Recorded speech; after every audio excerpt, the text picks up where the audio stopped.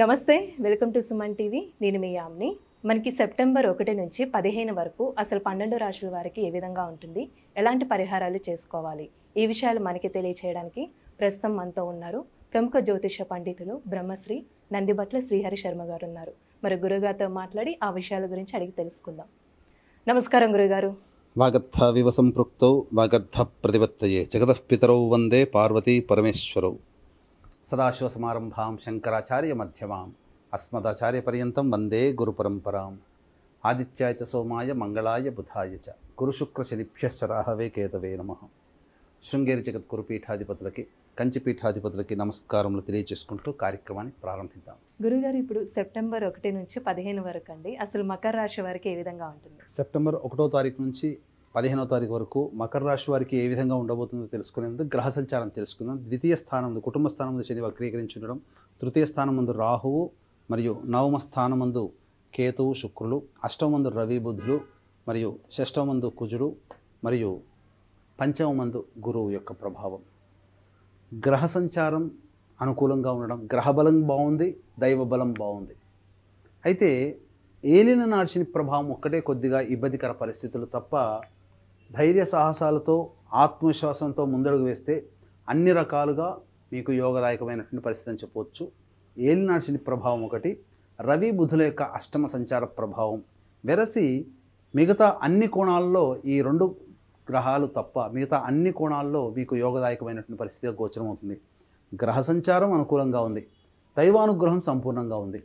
కాకపోతే ధైర్యంతో ముందడుగు వేసినట్లయితే అన్నింటా కూడా మీరు విజయాన్ని పొందుతారని చెప్పవచ్చు. ఉద్యోగస్తులు జాగ్రత్తలు పాటించండి. ముఖ్యంగా నిరుద్యోగస్తులు కాస్త అధిక శ్రమ కోరిస్తే తప్ప ఫలితాలు పొందలేనటువంటి పరిస్థితి. కాబట్టి మొక్కవోని ధైర్యంతో, ఆత్మవిశ్వాసం లోపించకుండా, ముందు రోజులు మనకింకా మంచిగా ఉన్నాయనే భావనతో మీరు ఉద్యోగం కోసం ప్రయత్నం చేస్తే ఖచ్చితంగా మీరు విజయాన్ని పొందుతారని చెప్పవచ్చు. అయితే ఇక్కడ ధైర్య సాహసాలు ప్రదర్శిస్తే తప్ప కొన్ని పనులలో మీకు విజయం సంపాదించుకోలేరు. కాబట్టి ఆత్మవిశ్వాసంతో, ధైర్య సాహసంతో ముందడుగు వేయండి. అన్ని రంగాల్లో ఉన్నటువంటి వారికి మంచి శుభ ఫలితాలు పొందుతారు. ఎఫ్ఎంసీజీ రంగంలో ఉన్నటువంటి వారికి, విద్యాలయాలు, వ్యాపారస్తులు, అలాగే ఫుడ్కి సంబంధించినటువంటి వారికి సంబంధించినటువంటి వాళ్ళు, అలాగే జ్యువెలరీ రంగంలో ఉన్నటువంటి వారికి అన్ని రకాలుగా యోగదాయకమైనటువంటి పరిస్థితి అని చెప్పవచ్చు. ఇక రియల్ ఎస్టేట్ రంగంలో ఉన్నటువంటి వారికి అద్భుతమైనటువంటి కొత్త నూతన వెంచర్లు ప్రారంభిస్తారు. వ్యాపారం చాలా చక్కగా ఉంటుంది. అన్ని రకాలుగా వసతులు అనేటువంటివి కలుగుతాయి. ప్రభుత్వ పరము నుంచి అన్ని రకాల సహాయ సహకారాలు కూడా అందుతాయని చెప్పవచ్చు. ఏతావాత చెప్పొచ్చేది ఏమిటంటే, రవి బుధుల యొక్క ప్రభావము, ఏలినాటి శని ప్రభావం తప్ప అన్ని గ్రహాలు కూడా మీకు అనుకూలంగా ఉన్నటువంటి పరిస్థితి. కాబట్టి ఇక్కడ సౌకర్యాలన్నీ అన్ని అందుబాటులో ఉన్నాయి. ఎలా వినియోగించుకోవాలనే దాని మీద, మన లౌక్యం మీదనే మనకన్నీ కూడాను ఆధారపడి ఉన్నాయి. కాబట్టి లౌక్యముతో, తెలివితేటలతో కనుక ముందడుగు వేస్తే అంత మంచి జరుగుతుందని చెప్పవచ్చు. ఇక ముఖ్యంగా వాహనాన్ని నడిపేటప్పుడు జాగ్రత్తలు పాటించాల్సినటువంటి పరిస్థితి.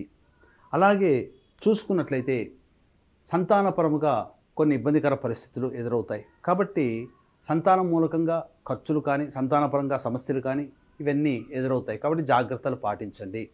ఇక ఏది ఏమైనప్పటికీ కూడాను మనిషికి సమస్యలు అనేటువంటి 75% సమస్యలు ధనంతోనే వస్తాయి, 75% సమస్యలు ధనంతోనే తీరుతాయి. కాబట్టి ఏ రోజుల్లో ధనాదాయం బాగుంటుంది, ఏ రోజుల్లో ఖర్చులు అధికంగా ఉంటాయనే విషయాన్ని క్లుప్తంగా తెలియజేసుకుందాం.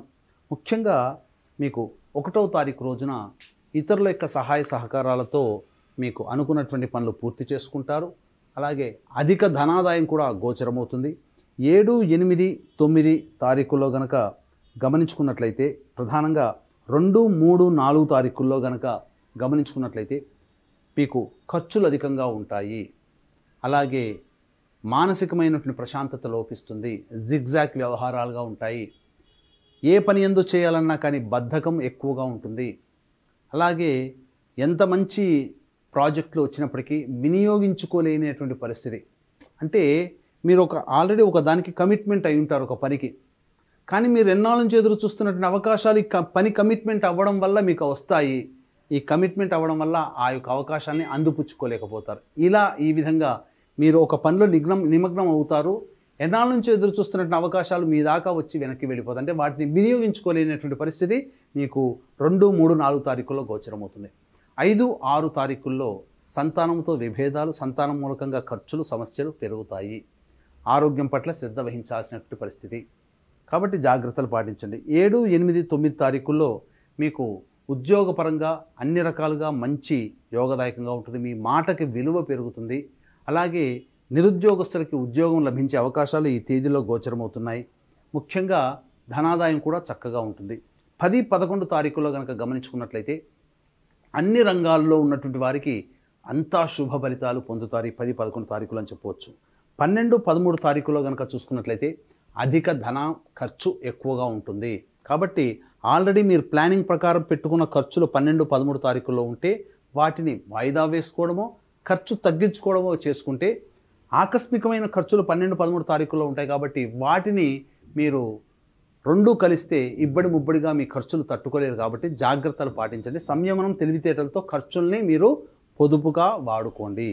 ఇక 14, 15 తారీఖుల్లో కనుక గమనించుకున్నట్లయితే ప్రధానంగా ఎన్నాళ్ళ నుంచో పెండింగ్లో ఉన్నటువంటి పనులన్నీ కూడా పూర్తి చేసుకుంటారు.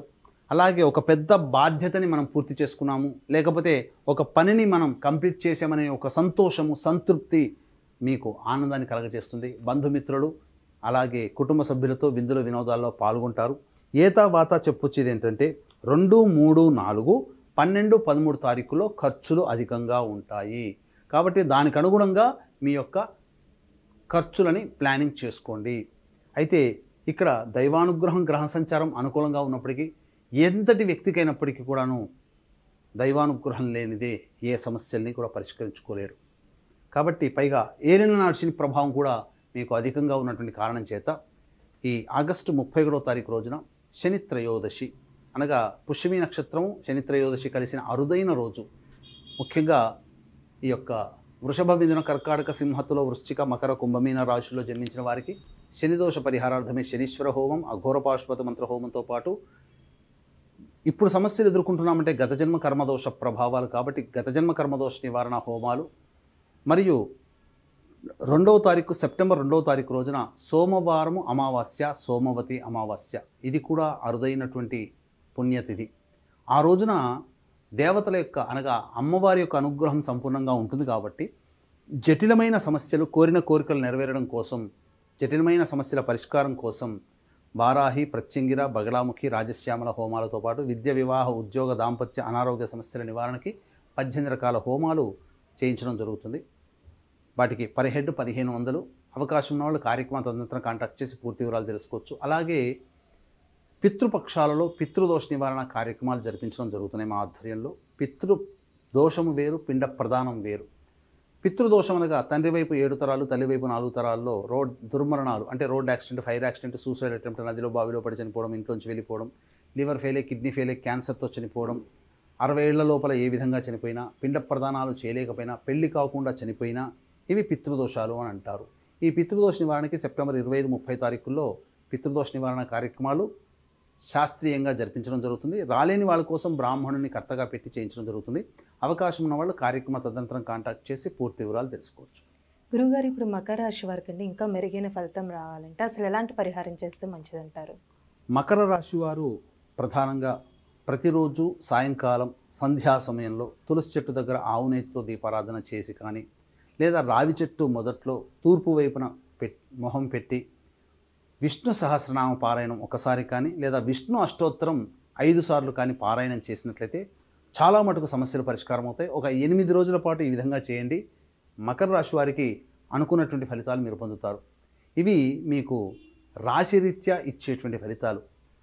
జన్మకుండలి రీత్యా వచ్చేటువంటి ఫలితాల్లో మీకు సమస్యలు అధికంగా ఉన్నట్లయితే దగ్గరలోని మంచి ఉపాసనా పరులైనటువంటి జ్యోతిష్యుని సంప్రదించినట్లయితే వారిచ్చే సలహాలు, సూచనలు కనుక పాటిస్తే ఇంకా మెరుగైన ఫలితాలు పొందుతారని చెప్పవచ్చు.